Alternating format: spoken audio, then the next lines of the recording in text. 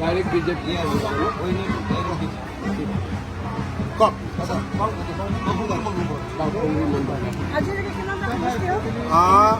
মই তেতিয়া লিষ্টখন দিলোঁ নহয়।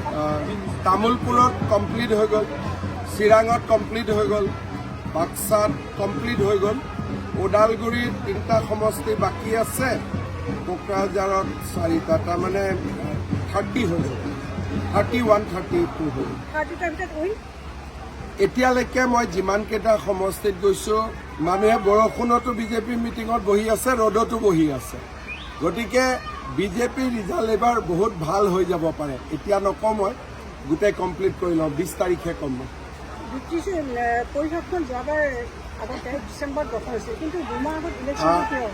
যিহেতু ডিচেম্বৰ হৈ যোৱাৰ লগে লগে জানুৱাৰীত অসম বিধানসভাৰ ইলেকশ্যন আৰম্ভ হ'ব। যোৱাবাৰ আমাৰ ইলেকশ্যন আগতে হৈছিল, ক'ভিডৰ কাৰণেহে আমি পিছুৱাইছিলোঁ।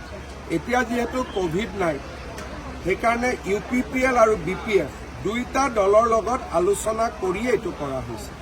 এইটো প্ৰমোদ বড়োৰো সন্মতি লোৱা হৈছিলে আৰু BPFৰো সন্মতি লৈ 2 মাহ আমি আগুৱাইছোঁ। আমি নিজাকৈ কৰা নাই, তেওঁলোকৰ লগত আলোচনা কৰিয়ে আমি কৰিছোঁ।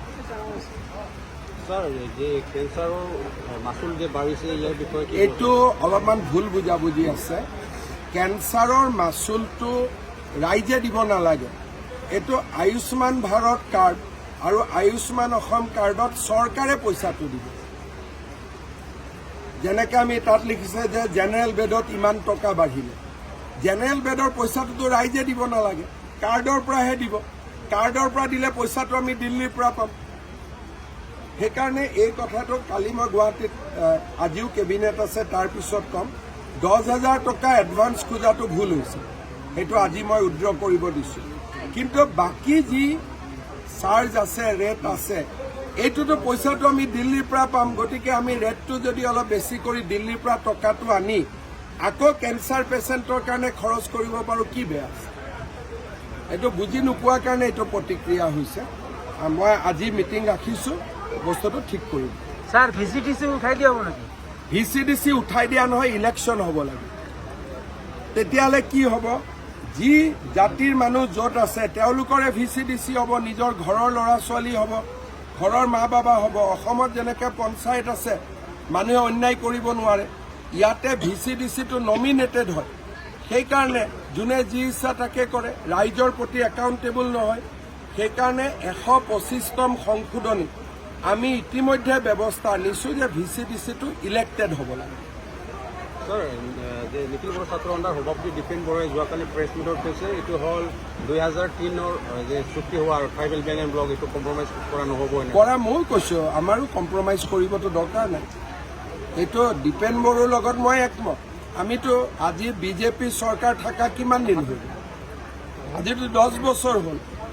আমি ক'তোতো tribal belt and block compromise কৰা নাই। উল্টাই অসমত 600 গাঁৱত নতুনকৈ tribal belt and block, micro' tribal belt and block বনোৱাৰ প্ৰস্তাৱহে আমাৰ তাত আছে। ইলেকশ্যনৰ আগতে আমি কৰিব গৈ আছোঁ।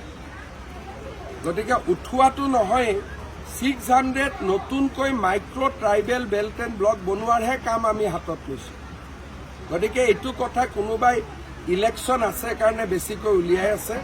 মই এটাই কথা কৈছোঁ যে অসম চৰকাৰে কোনো ট্ৰাইবেল বেল্ট ব্লক ভাঙি দিয়াৰ কথা এনেইতো ভাবাও নাই, সপোনতো ভাবা নাই।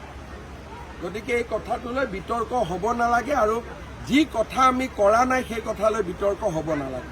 12টা সমষ্টিত কেইটা জিকিব বিজেপি এইবাৰ? আমাৰ মানুহবিলাকে কৈ আছে 7টাত জিকিম বুলি, কিন্তু মই টেষ্ট কৰা নাই। মই 20 আগষ্টৰ পিছত ক'ম। ডিমা হাছাৰ যে 3,000 বিঘা মাটিটো পতঞ্জলিক দিয়া বুলি কৈ আছে মই ডিমা হাছাত পতঞ্জলিয়ে কোনো মাটি লোৱা নাই। পতঞ্জলিয়ে মাটি BTCতে লৈছে। ডিমা হাছাত কোনো লোৱা নাই। ভুলতে BTRটো ডিমা হাছাও বুলি ওলাইছে। BTRত হাগ্ৰামা মহিলাৰ দিনতে 3,000 বিঘা মাটি পতঞ্জলিক দিয়া হৈছিলে। ডিমা হাছাত 1 বিঘা মাটিও দিয়া নাই। জনজাতীয় অঞ্চলত যিটো ৰাজ্যিক সভাপতিক বৰ্জন কৰিছে তেওঁৰ ভুল বুজাবুজি হৈছে, আৰু তেওঁ বাৰে বাৰে কৈ আছে। মই ভাবোঁ যে যেতিয়া বুজি পাব, নিজে নিজে এইটো সমাধান হৈ যাব। আৰু সকলোৱে জানে এইখন গভৰ্ণমেণ্ট ট্ৰাইবেলৰ কাৰণে কাম কৰি আছে দিনে ৰাতি। যদি বিজেপিক এণ্টি ট্ৰাইবেল বুলি কয়, তেতিয়া আৰু কোনো চৰকাৰে নাথাকিব প্ৰ' ট্ৰাইবেল। স্যাৰ, আপুনি